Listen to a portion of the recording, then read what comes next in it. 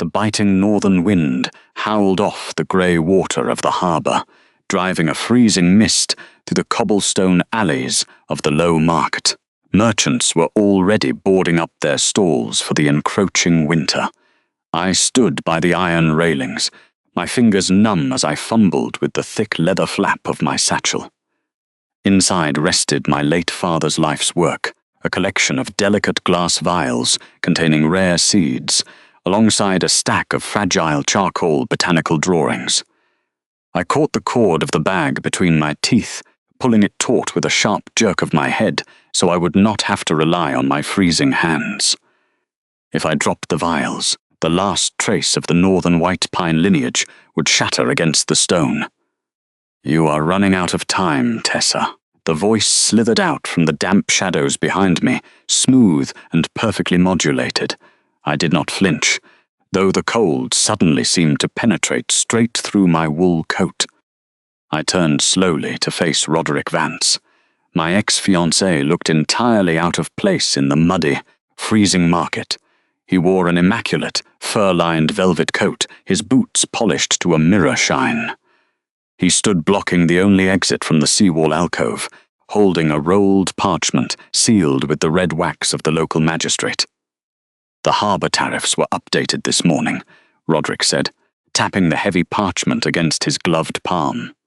"It appears your father left behind a substantial accumulation of unpaid trade guild dues. I hold the debt lien deed right here." I kept my spine perfectly rigid.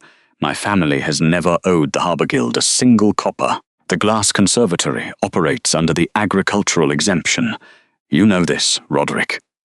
"Exemptions require annual renewal," he replied, his tone laced with bureaucratic satisfaction. "A renewal you failed to file. I have been granted authority to seize the property to cover the debt." He was lying. The ledgers were easily altered for a man who controlled the docks. Roderick operated exclusively through the crushing weight of administrative cruelty.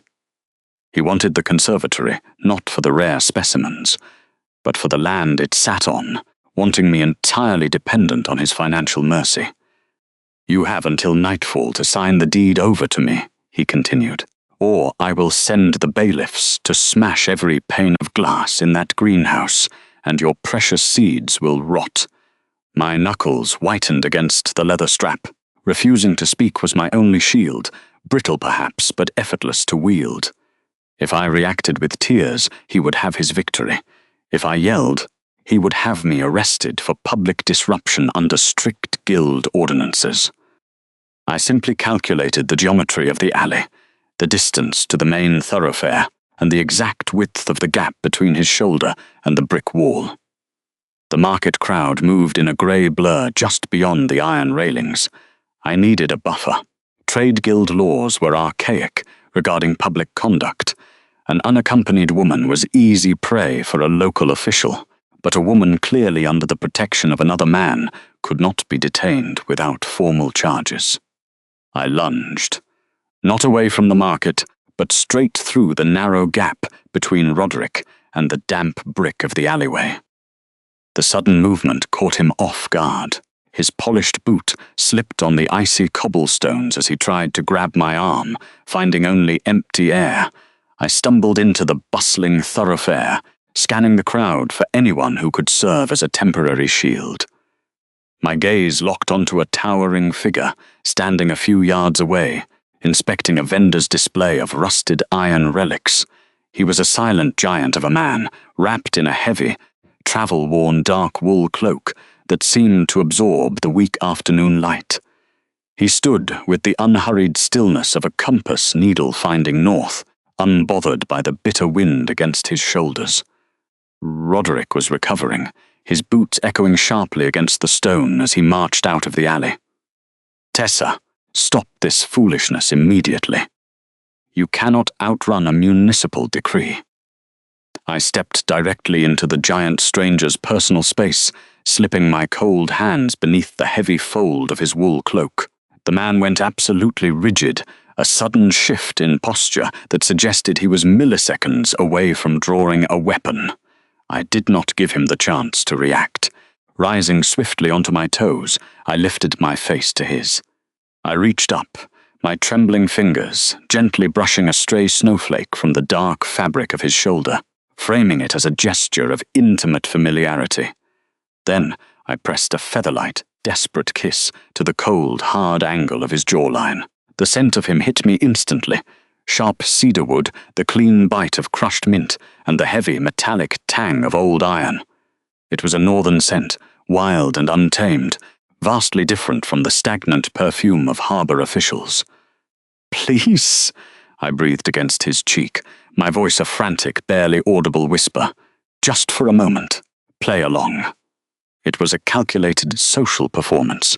If Roderick saw me greeting an expected companion with such overt affection, the legal dynamics of the street would shift. An engaged woman was shielded from immediate bureaucratic harassment. I lowered my heels, keeping my hand resting casually against the stranger's solid chest.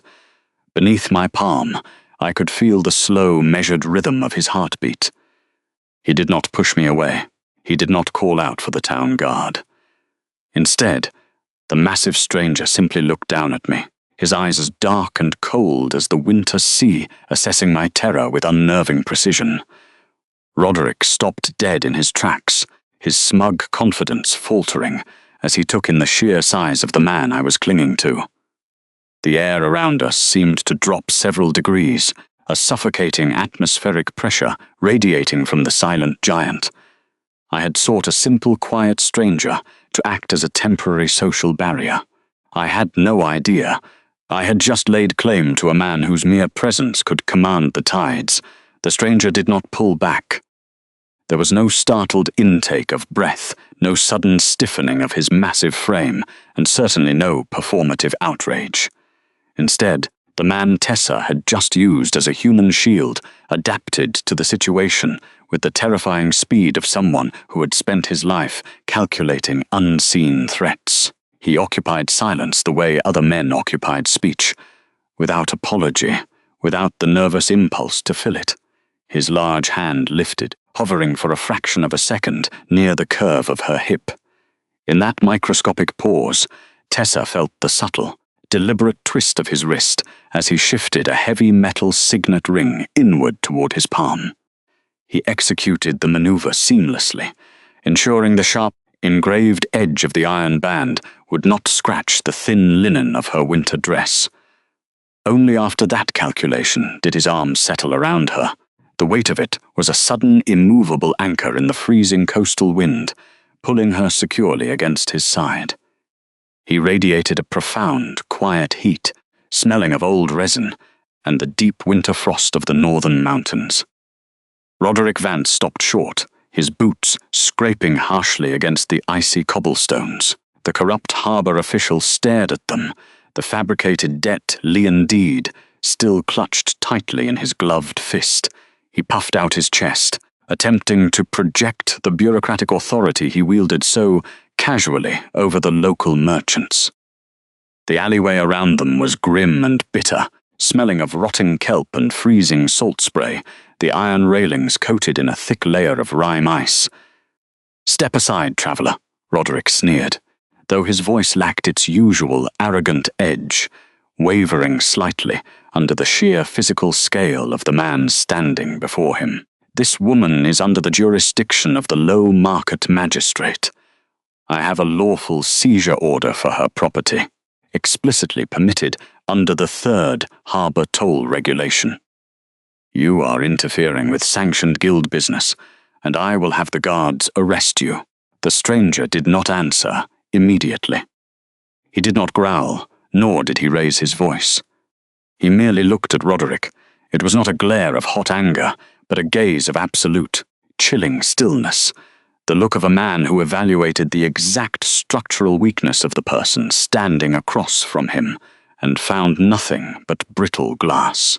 The ambient noise of the closing market faded beneath the crushing atmospheric pressure he emitted. "She is with me," the man named Soren said. His voice was low, unhurried, and entirely devoid of any forced aggression. It was a simple statement of fact, yet it carried an undeniable, terrifying weight of absolute law.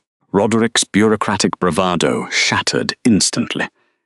The official took an involuntary step backward, the heavy parchment of the forged deed crinkling loudly in his grip.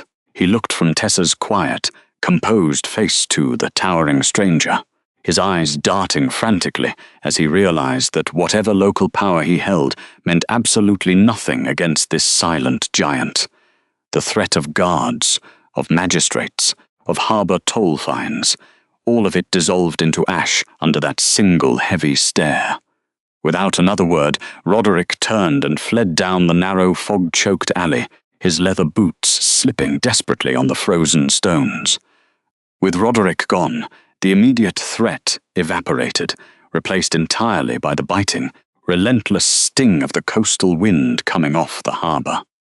Tessa fully expected the stranger to release her immediately, perhaps to demand an explanation or a handful of silver coins for his unexpected trouble. Instead, Soren maintained his protective hold, just long enough to ensure she was steady on her feet on the slick ice, then slowly, deliberately let his arm drop away. He returned her personal space without a single word of coercion, stepping back to allow the freezing air to pass between them once more. "My carriage is nearby," he stated.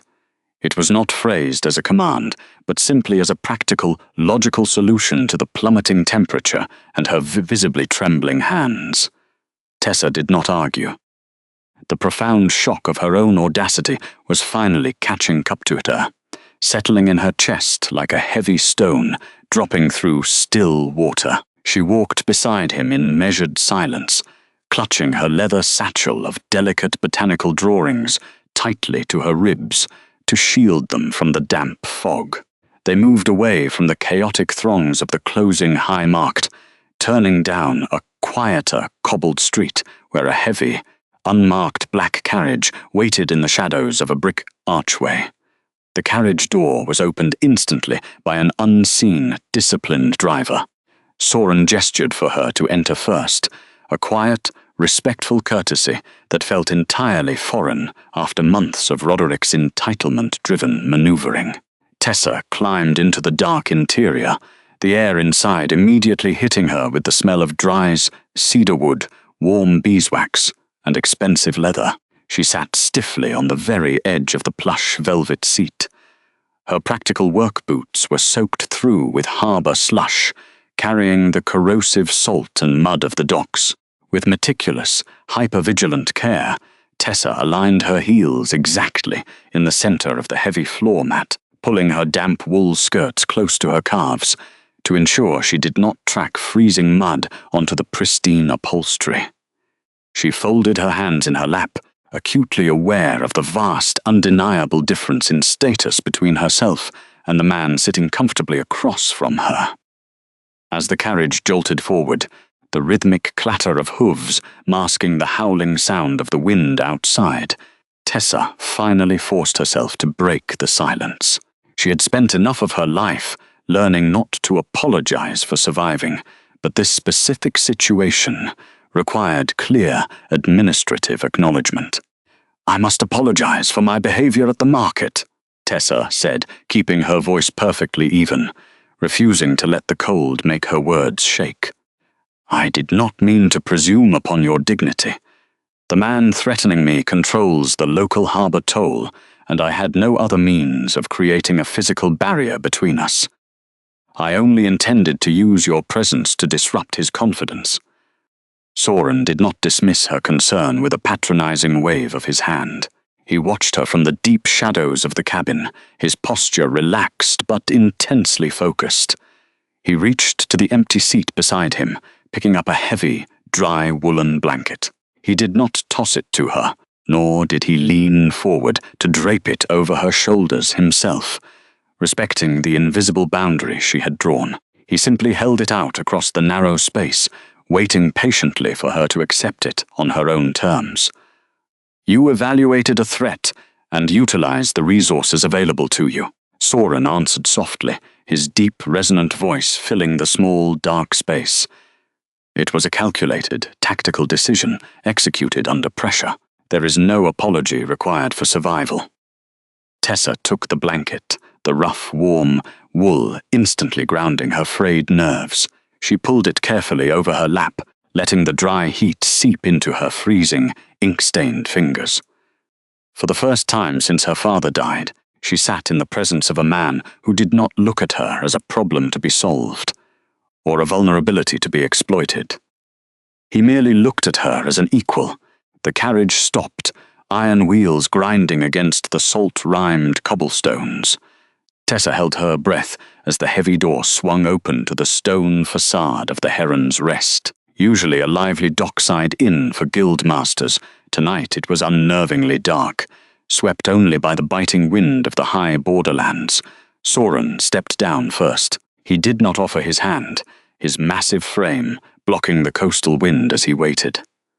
Tessa gathered her heavy wool skirts, clutched her leather satchel, and stepped onto the icy stones.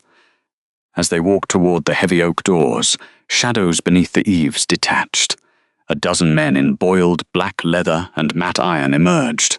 At their head stood a scarred man with eyes like chipped flint. This was Marcus Thorne.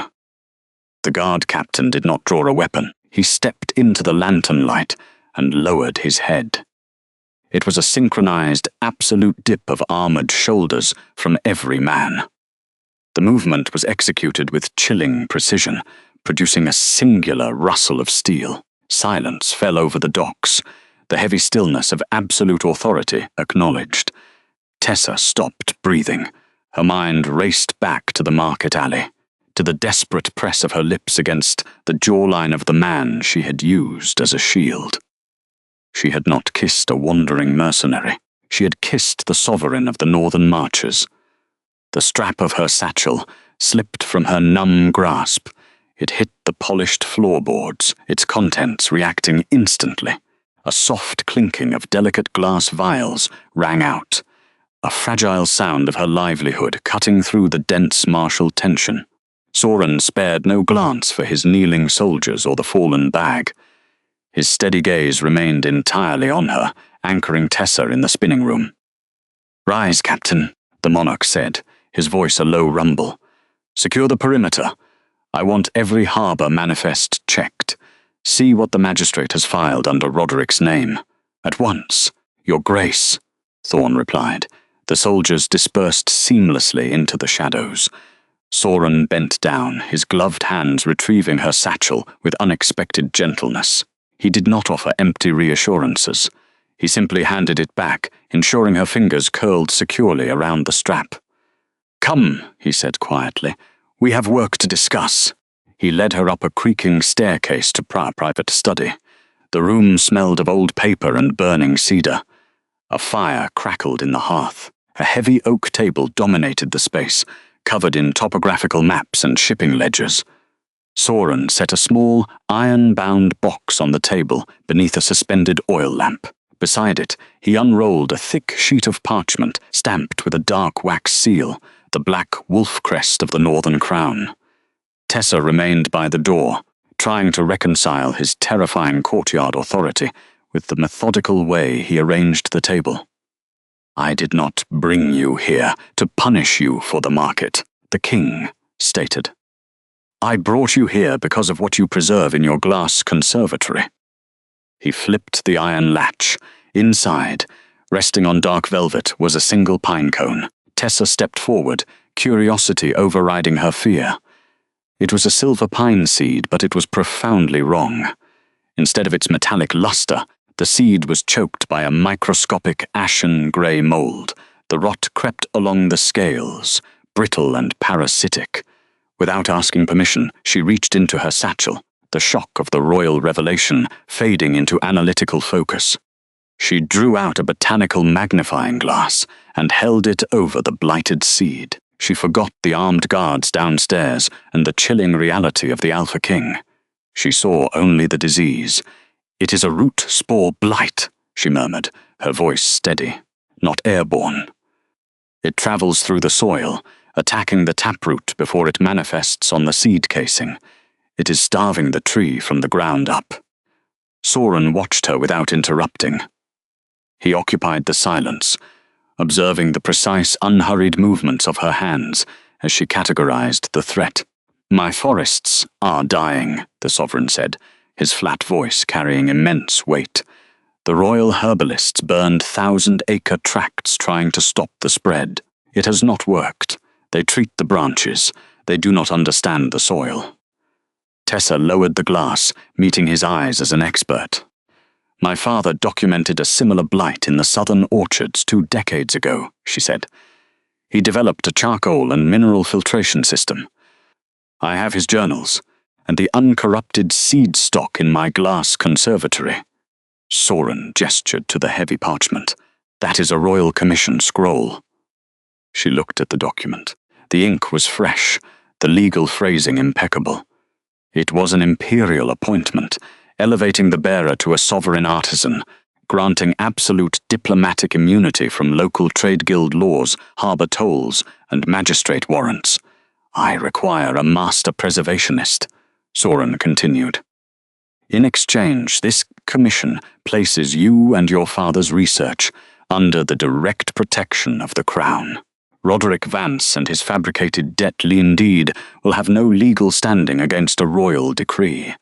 Tessa stared at the wax seal. This was not a rescue born of pity, nor a transactional debt for her kiss. It was an intellectual alliance, a contract built on the exact thing her former fiancé had always mocked, her competence. "You would invoke sovereign law over a local guild dispute just to acquire my seeds?" she asked quietly.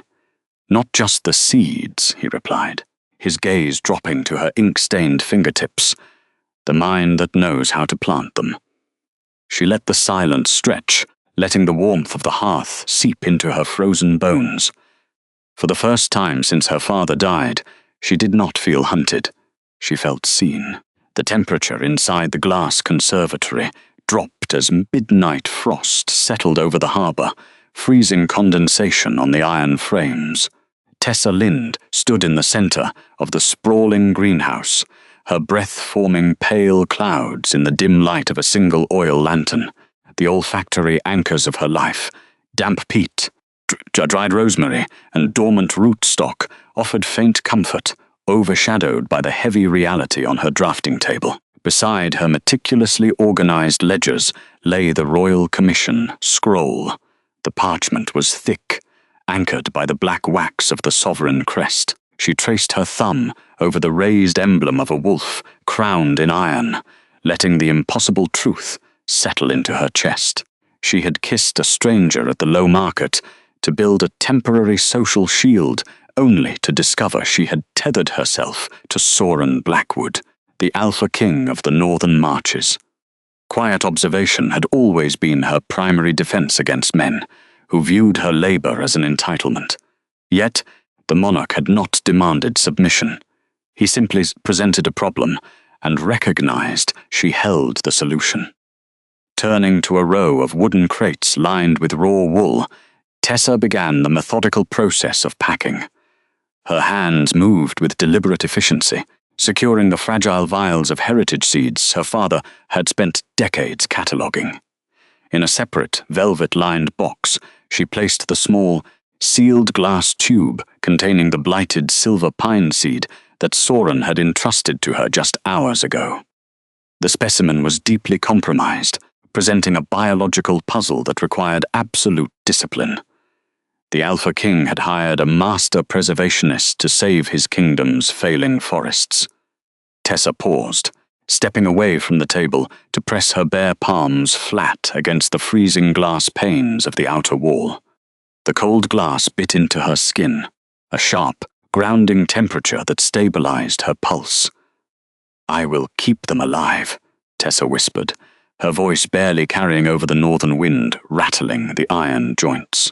It was an unbending promise to her late father's memory.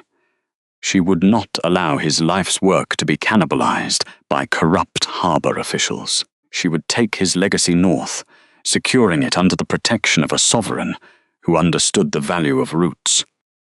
She rolled the royal parchment, slipping it into a hardened leather tube. Every seed and note had to be accounted for before dawn.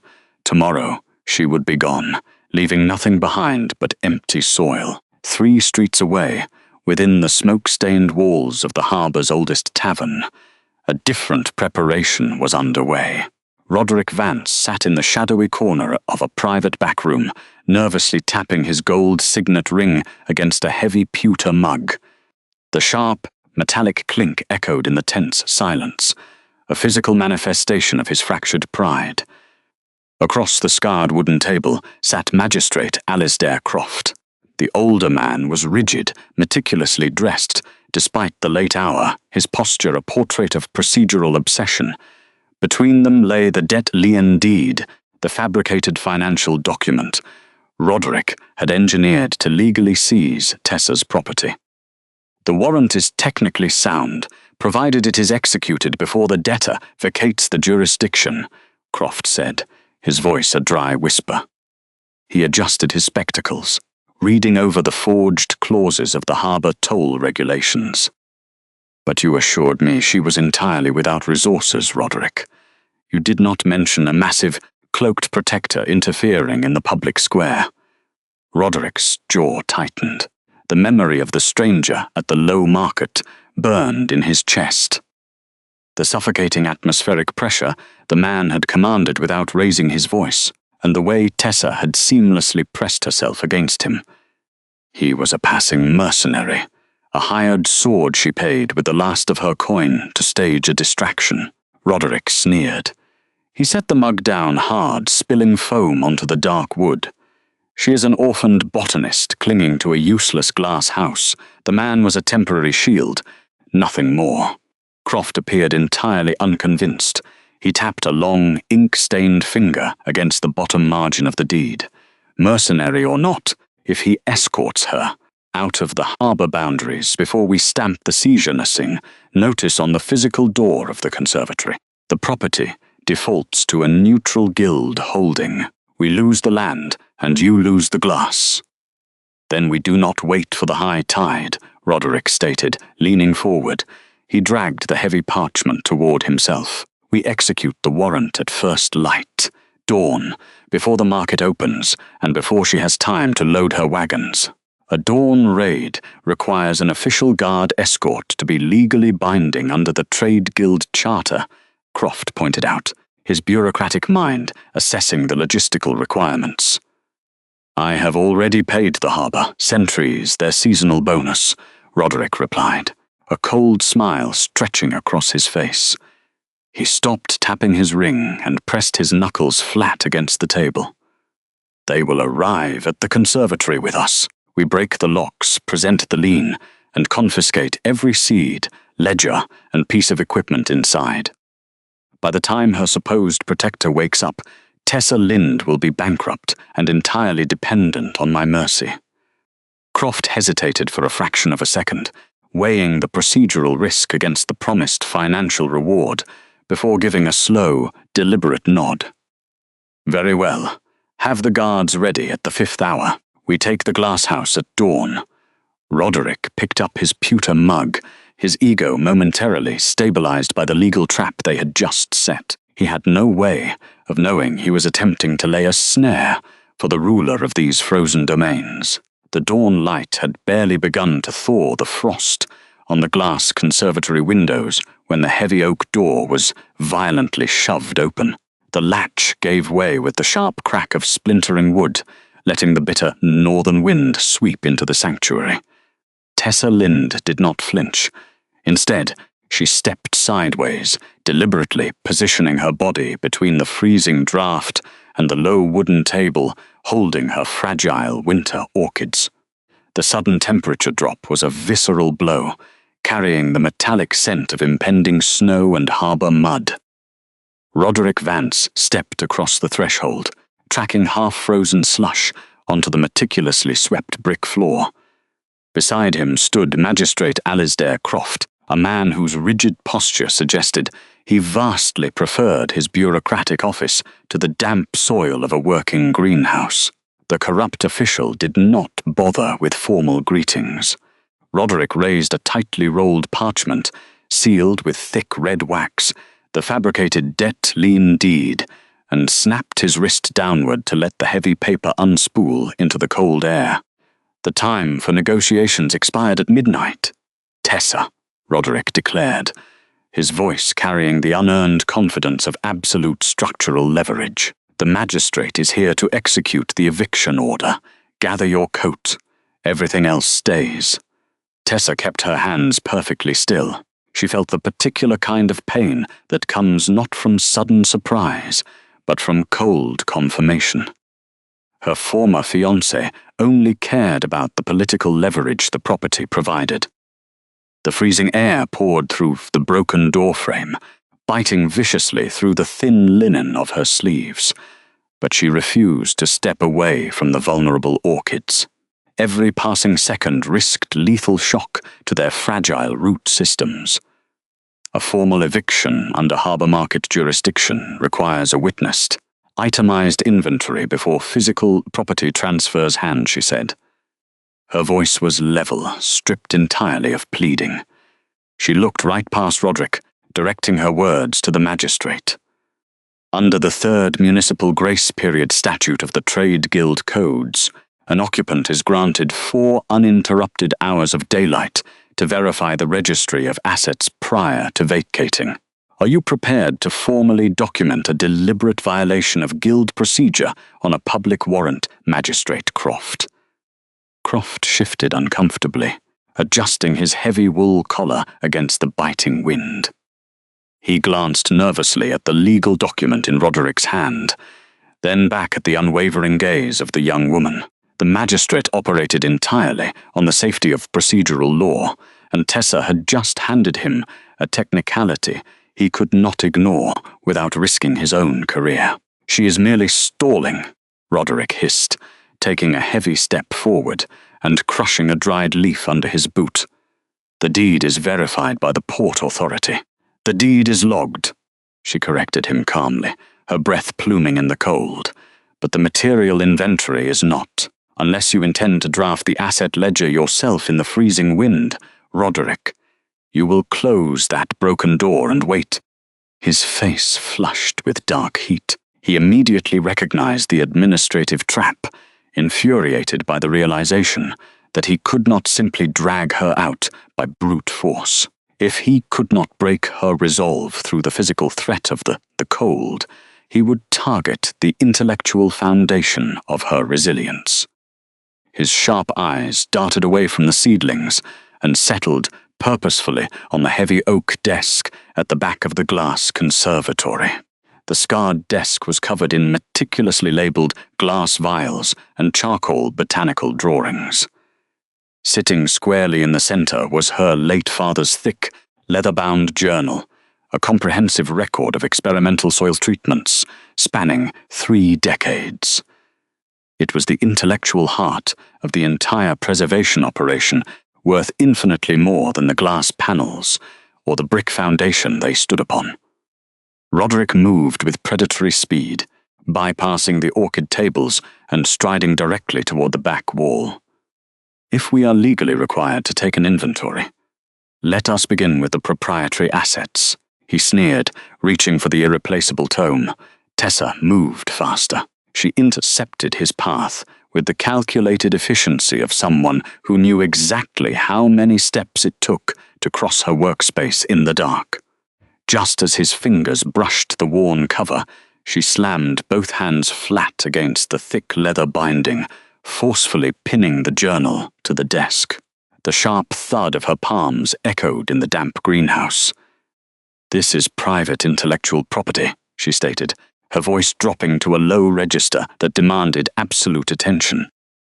"It is not bound to the soil, it is not part of the physical structure, and it is not listed on any localized debt lien. Everything inside these walls belongs to the recognized deed holder," Roderick countered, wrapping his large hand around the spine of the book and yanking aggressively upward. The botanist clamped her fingers down harder, anchoring her entire body weight over her locked arms. The aged leather creaked loudly in protest. The deep smell of old parchment and dried ink rose between them, a distinct scent that meant safety and survival to her, and nothing but raw currency to him. Her knuckles turned stark white against the dark cover, tendons tightening like drawn wire under the strain. "Let go of it, Tessa," he commanded, leaning closer to use his physical size for intimidation. "You have nothing left to bargain with. Your father's legacy is legally mine." She did not flinch away from his proximity, nor did she beg him to remember the history they had once shared. That was the kind of invisible she had become to him.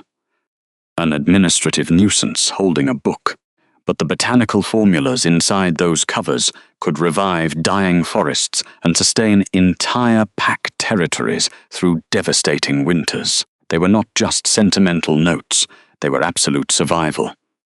"The journal does not stay," she answered, her gaze locked onto his with an icy certainty that made Croft take a hesitant step back. The cold wind continued to swirl erratically around their ankles, but Tessa remained entirely immovable. The physical conflict was silent and brutal, an intense standoff over the recorded truth of a lifetime's labor. She held the book exactly the way she held her own dignity, with an absolute, unyielding grip that refused to be broken. The heavy glass panels of the glass conservatory rattled in their iron frames. It was not the bitter coastal wind this time, but the sudden, violent displacement of air as the main doors were forced wide open. A biting draught swept through the humid, earth-scented greenhouse, extinguishing the nearby tallow candles and chilling the damp soil. Tessa did not move. She kept her posture perfectly straight, her hands clasped tightly together over her apron, watching the entrance, the heavy, synchronized rhythm of iron-shod boots striking the stone threshold echoed off the vaulted ceiling. Captain Marcus Thorne entered first. The guard captain moved with absolute, terrifying precision, his dark uniform immaculate, his hand resting casually on the pommel of his sheathed blade. Behind him came half a dozen soldiers bearing the black wax crest of the Highland realm on their heavy winter cloaks. They fanned out across the central aisle, blocking the only exit without speaking a single word. They did not draw their weapons. They did not need to. The sheer physical density of their disciplined presence seemed to suck the oxygen from the humid room. Then Soren crossed the threshold. He wore the same dark wool travel cloak as the day before at the low market, but there was no mistaking him for a mere traveller now. The Alpha King occupied space the way a mountain occupied a horizon, inevitable, crushing, and entirely silent. He did not look at the armed men. He ignored the scattered botanical journals and the overturned soil pots on the workbenches. His pale, piercing gaze locked instantly onto Tessa, checking her stance, her breathing, the unbroken line of her shoulders. Only when he was satisfied that she was unharmed did he turn his attention to the intruders. Magistrate Alasdair Croft had frozen entirely. The bureaucrat stood near the central potting table, his fingers clamped around the heavy brass wax seal stamp he had brought to authorize the seizure.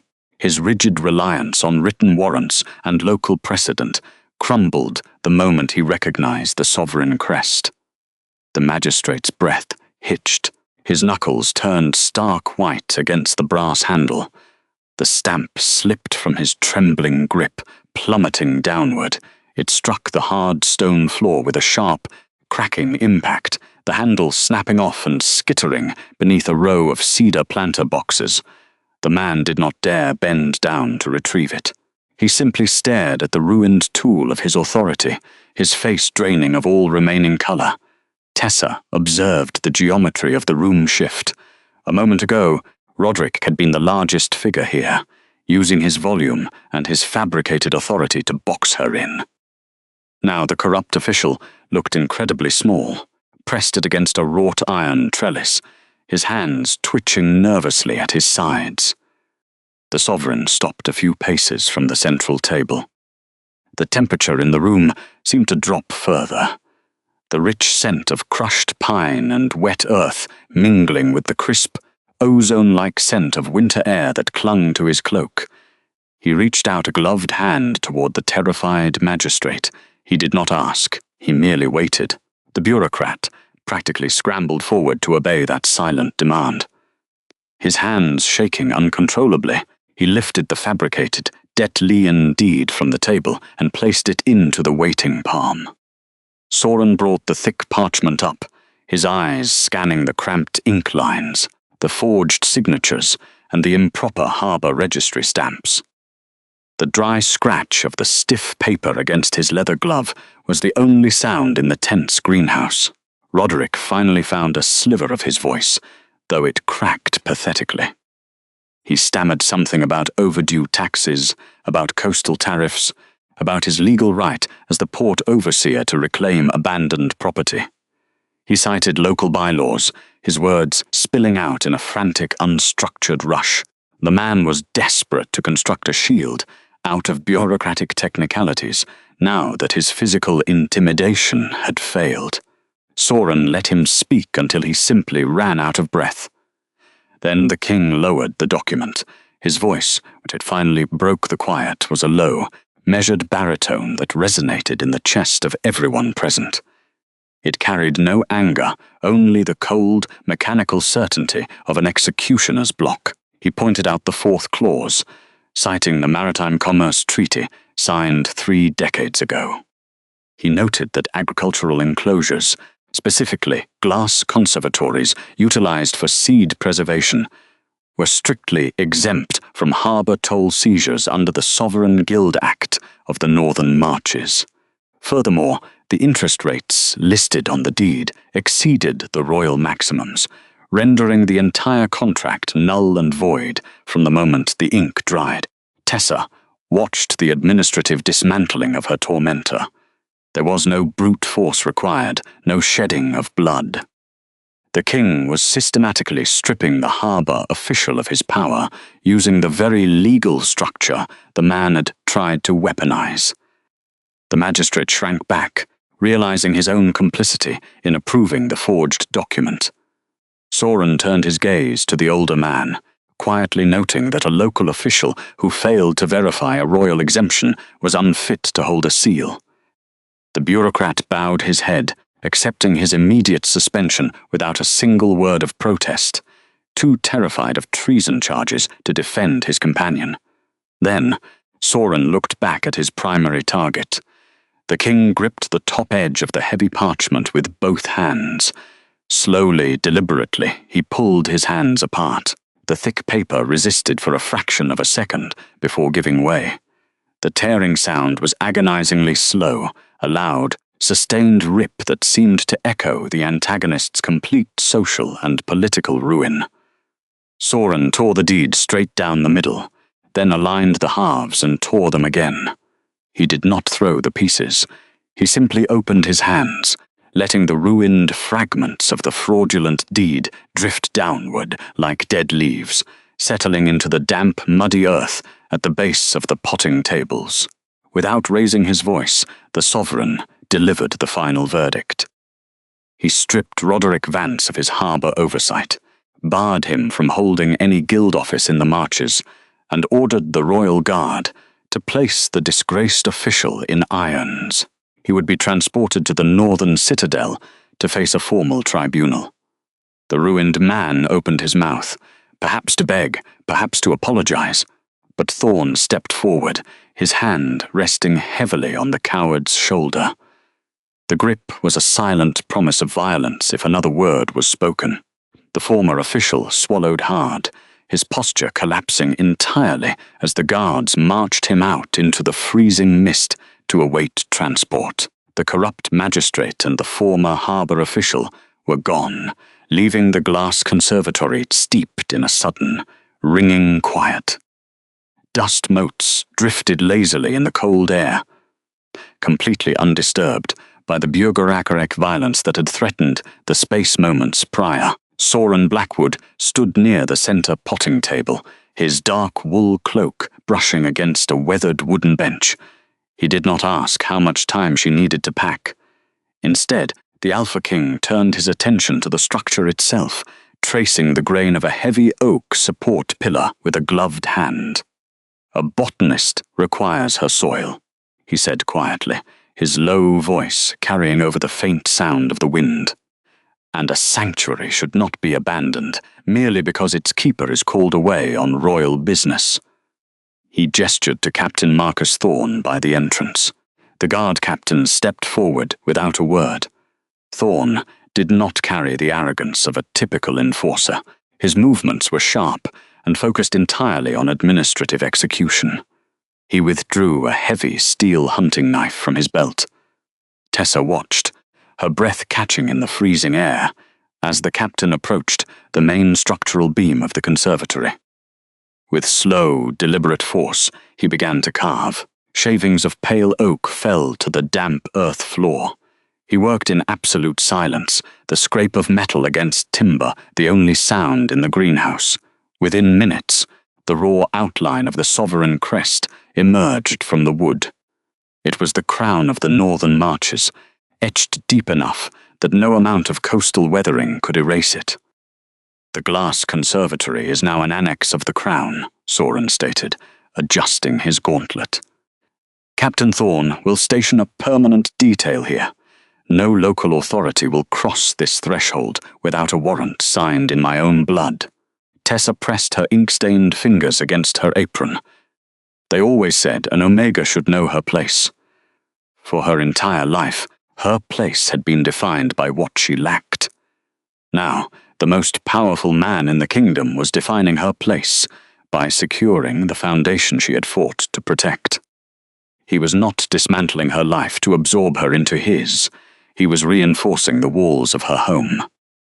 She looked at the freshly carved seal in the wood, the raw sap smelling faintly of resin. A guard stepped to the left of the door, planting his boots firmly on the slate tiles. They formed a silent perimeter of absolute security. "Gather your research," Soren instructed. "We depart for the north before the midday tide." She nodded, the tight knot of survival anxiety finally beginning to loosen. She moved through the aisles, collecting her charcoal botanical drawings and the crucial seed vials with the steady rhythm of a scientist preparing for an expedition. By the time the sun reached its highest point, the royal carriage was moving steadily away from the coastal low market. The interior was lined with dark cedar panels and insulated with thick furs, carrying the clean scent of ozone and polished leather. Heated river stones rested in iron braziers at their feet, radiating a steady warmth that slowly thawed the numbness from Tessa's cracked knuckles. She sat on the forward bench, her satchel of research ledgers resting on her lap. Across from her sat the king. Soren occupied silence the way other men occupied speech, without apology, without the nervous impulse to fill it. Despite his massive frame, he kept his shoulders relaxed, leaning back against the velvet cushions with a profound, defensive stillness that demanded nothing of her. Tessa ran a thumb over the worn leather cover of her father's oldest journal. She waited for him to ask about her personal life or demand details about the ex-fiancé who had just been exiled. He did none of those things. Instead, his gaze dropped to the thick parchment protruding from her satchel. "The blighted silver pine seed," he said, his voice dropping into an analytical register. "You recognized the specific strain of the rot immediately. The royal archivists have spent 5 winters attempting to classify it, yet they have only managed to document the symptoms." She carefully unlatched her satchel and drew out the heavy journal. "My father began tracking the necrosis along the coastal timberlines nearly a decade ago," she explained. "The archivists are looking at the canopy, at the dying needles and the brittle branches. But the rot does not begin in the air. It begins in the mineral composition of the soil." She turned the book toward him, pointing to a charcoal cross-section of a root system. "The white pine requires a specific trace mineral found only in the deep frost layer. When the topsoil thaws prematurely, a parasitic fungus takes hold, choking the roots. The blight is a starvation of the root." Soren leaned forward slightly, tracking the intricate lines of her drawing. He listened with absolute focus, absorbing the ecological science with the calculating mind of a ruler who understood that survival required more than brute force. "And your proposed intervention?" he asked. "We cannot kill the fungus without destroying the surrounding ecosystem," she replied. "But we can alter the mineral density of the soil. If we introduce crushed limestone and iron-rich ash to the frost layer before the spring thaw, we fortify the root systems. The trees will heal themselves." The atmosphere shifted, tightening with the weight of mutual respect. He was analyzing the logistical reality of her plan, calculating the tonnage of ash required to treat the sovereign forests. "It will require a massive restructuring of our agricultural supply lines," he noted calmly, "and access to the Crown's geological reserves." "Yes," she answered, her posture straightening. "It will." He leaned back against the cushions, a faint softening around the corners of his eyes. "Then we had better begin mapping the supply routes as soon as we reach the citadel." The carriage wheels finally ground to a halt on the heavy frost-heaved cobblestones of the mountain citadel, signaling the end of their long, freezing ascent. The air up here was significantly thinner, carrying the sharp, medicinal scent of crushed pine needles, ozone, and dry wood smoke, a stark contrast to the damp salt of the low market. Tessa stepped down onto the courtyard, her breath pluming white in the freezing dusk, pulling her woolen cloak tighter against the biting wind. The towering stone walls of the keep seemed to swallow the remaining daylight, casting long, solemn shadows across the training grounds. Soren led her through the grand corridors without a word, his long, unhurried strides setting a measured, steady pace. They bypassed the formal audience chambers with their gilded tapestries, descending instead into the quiet, temperature-controlled depths of the royal archives. The heavy oak door swung open with a muted groan, revealing a massive labyrinth of iron-bound shelves. The chamber smelled intensely of dried parchment, cracked leather bindings, and the warm golden scent of melting beeswax. Rows of map cylinders rested in hexagonal wooden cubbies, and heavy iron chains secured the most ancient grimoires to their reading stands. A woman emerged from behind a towering stack of territorial trade ledgers, her footsteps practically silent on the flagstone floor. Elspeth Grey wore a heavy woolen gown and a pragmatically stained canvas apron, her grey hair pulled into a severe, no-nonsense knot at the nape of her neck. She did not bow when the sovereign entered, offering only a brief, respectful incline of her head before turning her sharp, evaluating gaze entirely on Tessa. There was no hostility in the older archivist's expression, no petty territorial jealousy over a newcomer entering her domain. Instead, there was only a profound, calculating curiosity. Soren stood back, leaning one shoulder against a stone pillar, occupying the silence of the room effortlessly.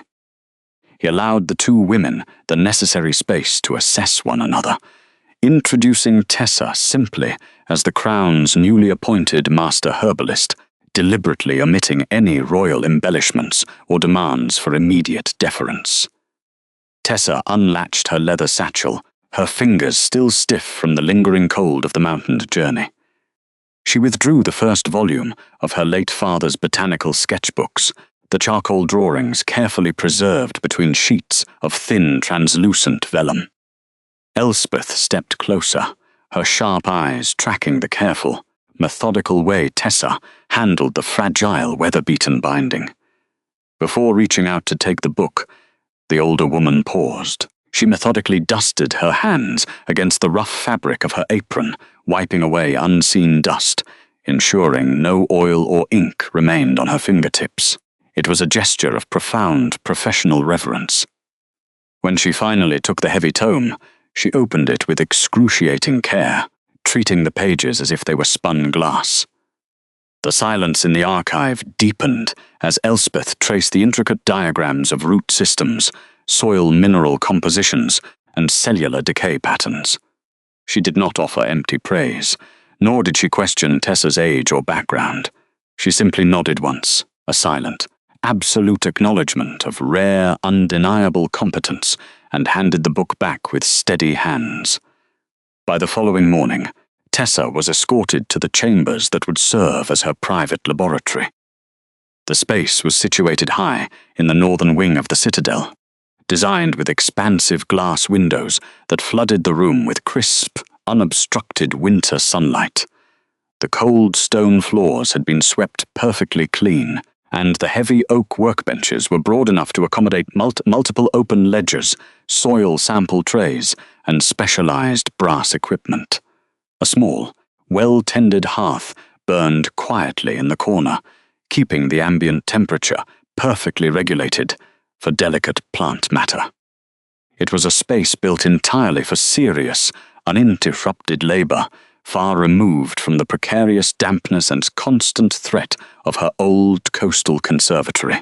She stood alone in the center of the room, letting the sheer security of the environment settle into her bones, like warm water seeping into dry earth. The air here smelled faintly of cedar resin and cold iron, providing a clean, sterile foundation for the meticulous work ahead. She unpacked her satchel slowly, arranging her supplies with deliberate, practiced precision.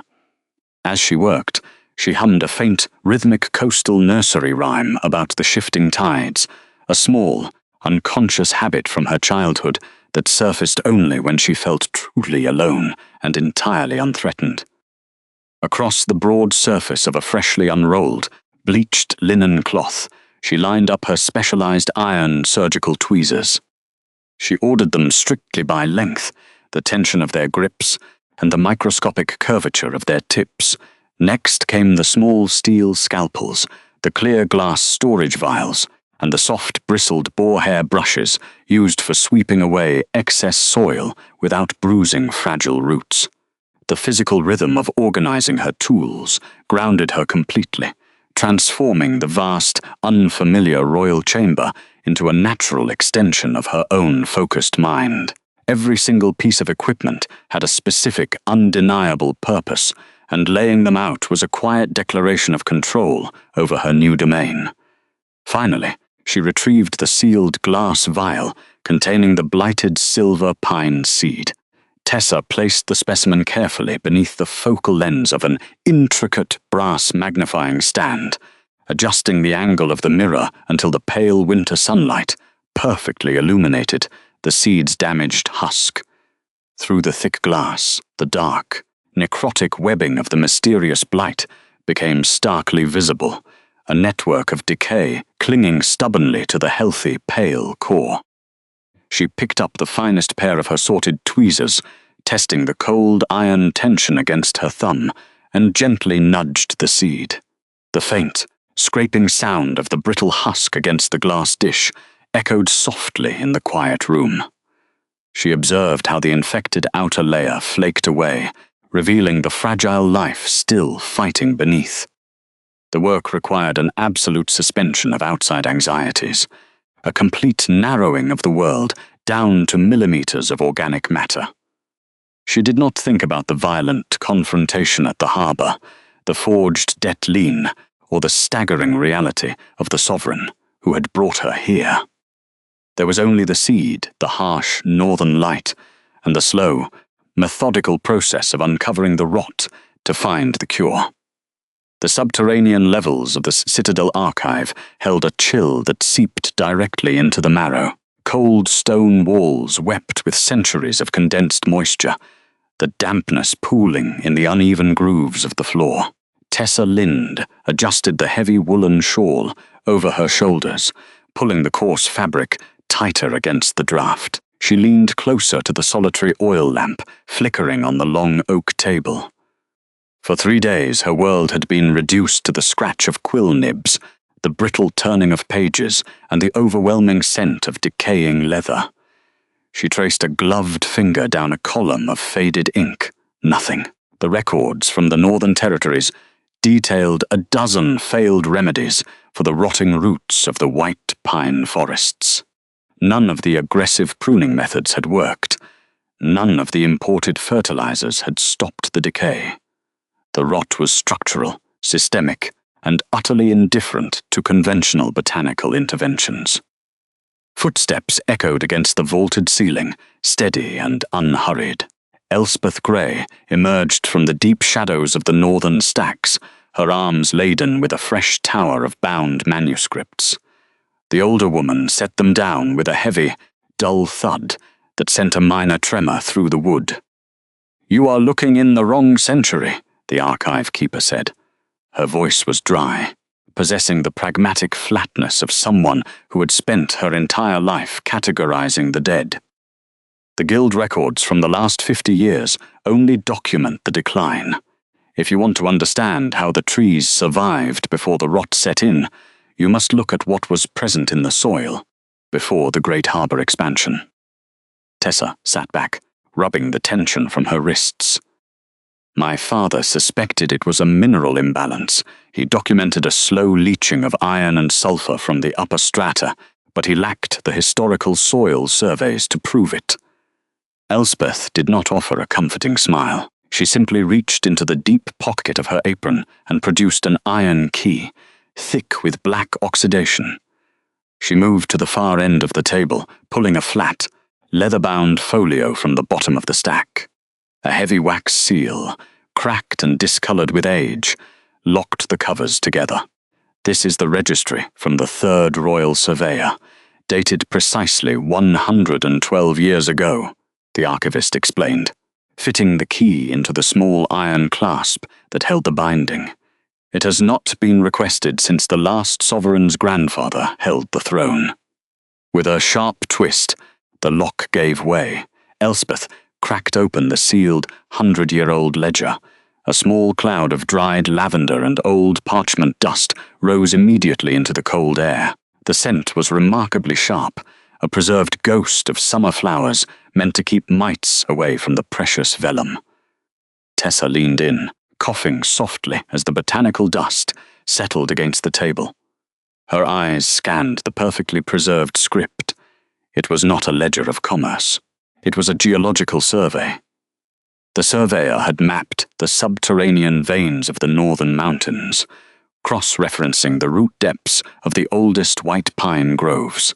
Tessa's eyes darted across the meticulous charcoal diagrams. She took in the annotations detailing a specific, highly concentrated mineral compound, a dense mixture of crushed limestone, raw sulfur, and deep earth iron. "They didn't just plant the seeds," she whispered, her breath catching in the quiet room. "They treated the bedrock.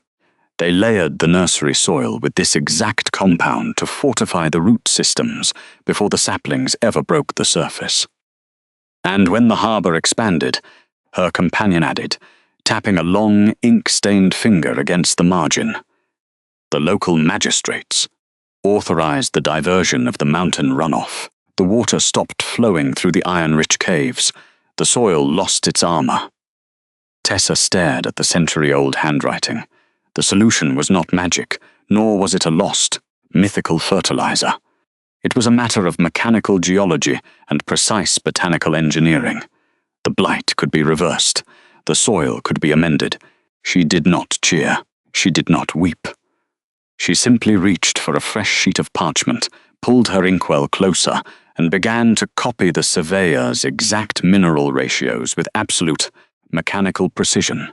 The long, terrifying shadow of the dying forests began to retreat, driven back by the quiet authority of mathematics and historical truth. The heavy oak door to the sovereign's study opened without a sound. Tessa stepped across the threshold, instantly enveloped by the deep, resinous warmth of the massive stone hearth burning at the far end of the chamber. The scent of pine wood and beeswax hung heavy in the air, a stark contrast to the freezing, lavender-dusted archives. Soren Blackwood stood by the tall, narrow window, looking out over the snow-covered training grounds. He wore no crown, no formal regalia, only a simple dark tunic and heavy trousers. Yet his posture dominated the geometry of the room. The king did not turn immediately. He finished his observation of the yard, letting the silence hold its shape, before finally shifting his focus to her. "You have not slept," the sovereign observed.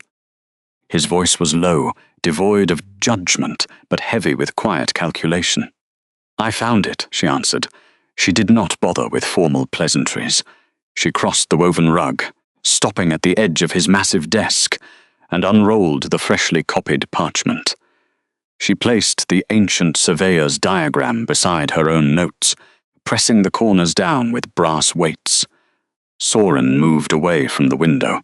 He approached the desk with the unhurried grace of a man who never needed to rush to prove his authority. He looked down at the complex columns of mineral ratios and soil pH levels. "It is a soil deficiency," she explained, keeping her tone strictly professional, though her pulse hammered against her throat. The harbour expansions diverted the iron-rich mountain runoff. The root systems of the white pines have been slowly starving for a century. They do not need pruning, and they do not need magic. They need this specific compound of crushed limestone and deep earth iron reintroduced to the nursery soil. The man studied the numbers. He traced the ancient charcoal diagrams with his gaze, processing the century of systemic neglect that had nearly doomed his territory. Tessa reached into her satchel. She withdrew the small, reinforced glass vial containing the silver pine seed. The blight had barely begun to touch its outer hull, but the core remained viable. She set it carefully on top of the parchment, directly over the surveyor's seal. "If we amend the soil in the glass conservatory now," she said quietly, "this seed will take root, and from this single tree we can generate enough cuttings to begin reforesting the northern ridge within 3 years." He averted his eyes from the parchment. He reached out and gently picked up the glass vial. His hands were massive, scarred across the knuckles from years of holding cold iron and issuing violent decrees. Yet his fingers cradled the fragile object with terrifying gentleness. Soren held the single-cured seed vial up to the light of the hearth. The amber glow caught the tiny ridges of the seed, illuminating the microscopic potential locked inside. He marveled at it, the absolute, undeniable truth that something so small, so entirely vulnerable, held the entire future of his frozen kingdom. 100 years of my predecessors ordering the branches to be burned, he murmured, his eyes never leaving the glass. A century of aggressive mandates, and you solve it by reading the dirt. The earth keeps its own ledgers, she replied. He lowered the vial. He looked at her, and the distance between them seemed to evaporate, replaced by a dense grounding pressure. He did not step closer. He did not crowd her space. Instead, he simply allowed his guard to drop entirely, revealing the profound, exhausting weight of his responsibility.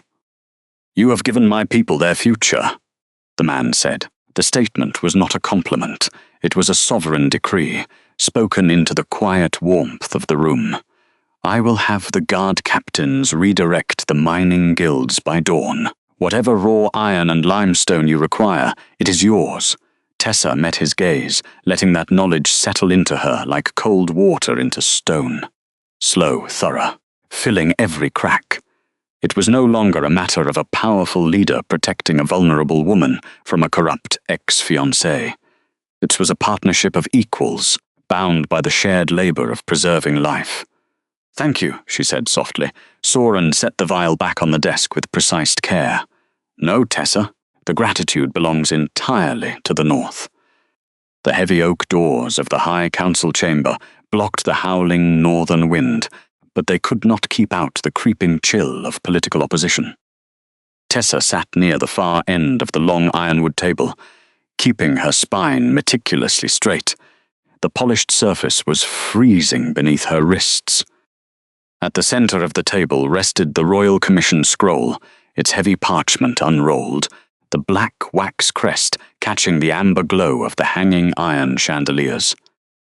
A local noble, an elder draped in the thick grey furs of the Eastern Territories, stood pacing near the hearth.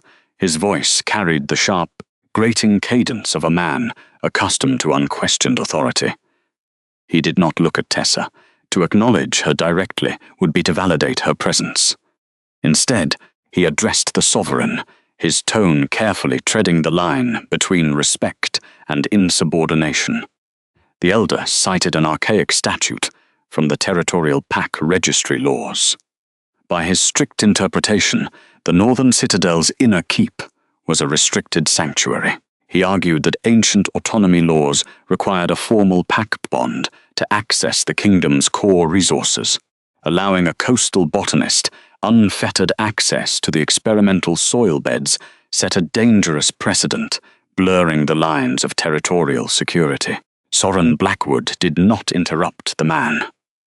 He occupied the heavy silence at the head of the table without shifting his posture.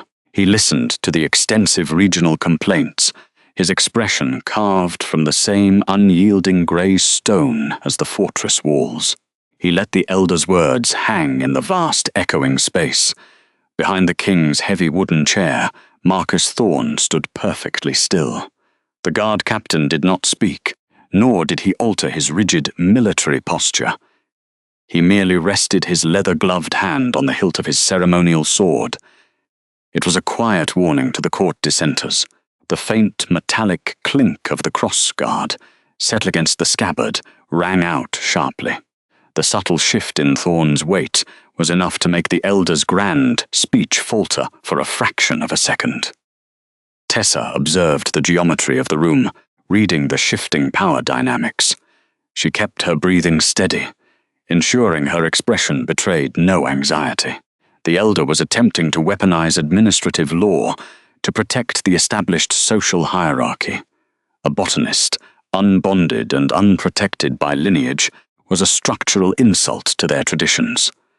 Soren finally leaned forward, resting his forearms on the cold table. He did not raise his voice.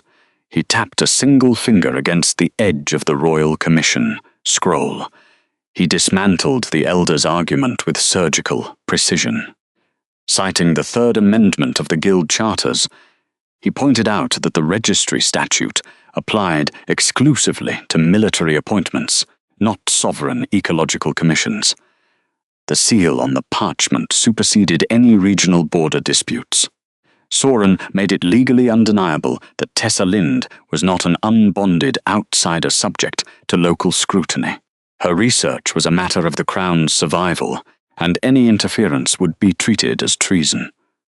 The elder tightened his jaw, stepping back as the airtight legal reality settled over the room. The council chamber emptied, leaving only the scent of burning cedar and the faint crackle of dying embers in the massive stone hearth. Tessa remained in her seat, her fingers lightly tracing the edge of the wooden table. The political victory had been decisive, yet the exhaustion of being constantly measured weighed heavily on her shoulders. Soren stood by the tall, frost-rimmed windows, looking out at the darkened mountain peaks. The heavy silver chain of his office caught the dim light. For a long time, the only sound in the vast room was the wind rattling the thick glass panes. Tessa did not break the silence. When Soren finally spoke, his low voice carried across the empty hall without effort. He did not offer empty reassurances or dismiss the elder's hostility as a mere misunderstanding. He addressed the structural reality of the threat. He explained that his kingdom's old laws were rigid, built centuries ago to protect the packs during times of endless border wars. The registry codes were designed to exclude outsiders, to hoard resources within established bloodlines. The elders clung to those laws because they feared the vulnerability of change. Turning away from the window, Soren walked slowly toward the table. He stopped a respectful distance from Tessa, ensuring he did not crowd her physical space. His imposing height was a stark contrast to the quiet, measured way he moved. He refused to compromise on her safety or her independence within his territory. The sovereign made it clear he intended to rewrite the archaic sections of the registry codes. Justice could not remain chained to outdated hierarchies while the land itself was dying. He planned to establish new legal protections specifically for those who possessed the competence to heal the kingdom, regardless of their inherited rank. Tessa listened carefully, analyzing the weight of his words. This was not a temporary shield or a conditional favor. Soren was offering a permanent restructuring of the law to validate her existence within the citadel. He was not asking for her obedience or demanding gratitude in exchange for his protection. He was simply stating a factual commitment to her structural security. A quiet, mutual understanding settled between them in the warmth of the fading fire. Tomorrow, Tessa would return to the archives. She would continue treating the blighted pine seeds, testing the soil, and mapping the restoration of the northern forests. And she would do so knowing that the highest authority in the land stood entirely and legally by her side.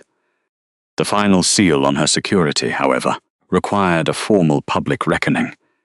2 days later, inside the high court of the northern citadel, the air smelled of burning beeswax and cold iron. Tessa stood near the central dais, her heavy leather-bound ledger resting against her hip. Roderick Vance had been hauled north to answer for his corruption, and he now knelt on the cold stone floor a few paces away. His face was bloodless, his arrogant sneer fractured by the undeniable weight of the guild records she had methodically exposed. Soren Blackwood did not stand from his obsidian throne. He did not raise his voice. He simply let the absolute silence stretch, occupying the quiet space without the nervous impulse to fill the void. The assembly held its breath, watching the Alpha King calculate a corrupt man's ruin. Every noble in the room distanced himself from the sinking official. "Your Majesty, there is a misunderstanding," Roderick stammered, palms flat against the freezing stone. "The debt was recorded in the lower courts. It was a simple contract." "Captain Thorne," the king murmured, slicing through the lie with a softly spoken name. Marcus stepped out of the shadows. "Your Majesty, strip Roderick Vance of his harbour insignia," Soren instructed, devoid of nervous anger. "He is banished from the northern marches. His name is struck from the trade guild charters. He will be escorted to the outer limits by nightfall. If he speaks Tessa Lind's name again, he will be treated as a hostile trespasser." It was a mathematical execution of absolute justice. The worst part wasn't the public humiliation. It was the indifferent finality of the king's judgment. "Wait," Roderick choked out as guards approached. "Tessa, please. We were betrothed. Tell them I only wanted to protect your property." She watched him the way one watches a dying ember turn to ash. Her silence was a kind of armor, thinner than most, but lighter to carry. Thorne's guards took the ex-fiancé by the arms. The towering oak doors groaned open, swallowing Roderick into the grey winter air. When the heavy wood slammed shut, the metallic echo finalized the severance. Soren shifted his dark gaze to the woman, standing quietly before him. The lethal cold in his eyes melted into something steady, warm, and profoundly respectful. "Let it be recorded in the permanent archives," the king announced. "Tessa Lind holds absolute legal immunity within these borders. Her sanctuary is inviolate. No guild may cross her threshold without her express permission." The scribes dragged sharpened quills across thick parchment. The royal decree was sealed in heavy black wax. The threat was legally erased. 3 months later, the new glass conservatory was a towering fortress of warmth. The iron and glass structure smelled heavily of rich, turned soil and cedar sap. Condensation blurred the arched windows, shielding the humid interior from the blinding white snowdrifts outside. Tessa knelt beside a terracotta planting bed. Her fingers brushed away a layer of dark, damp loam. Beneath the fertilized soil, a vibrant green shoot had broken the surface. The blighted silver pine seed had taken root. She let out a steady breath, wiping dirt from her apron.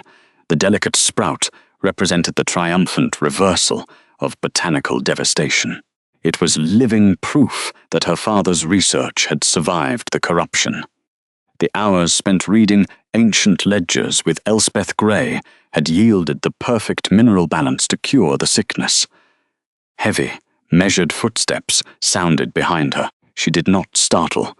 She knew the steady rhythm of his walk by heart, a sound that signaled absolute safety. Soren stopped beside her. Discarding his cloak at the door, the sovereign of the marches crouched next to the planting bed. He brought with him the faint scent of winter wind and clean linen. "It's survived," he observed quietly. "It thrived," she corrected softly. The mineral treatment from the archive texts was exactly what it needed. By next spring, we will have enough saplings to replant the western ridge. The forest will recover. Soren looked at the fragile sprout, then shifted his observant gaze to her face. His presence was a protective harbor, defined by the boundaries he carefully respected.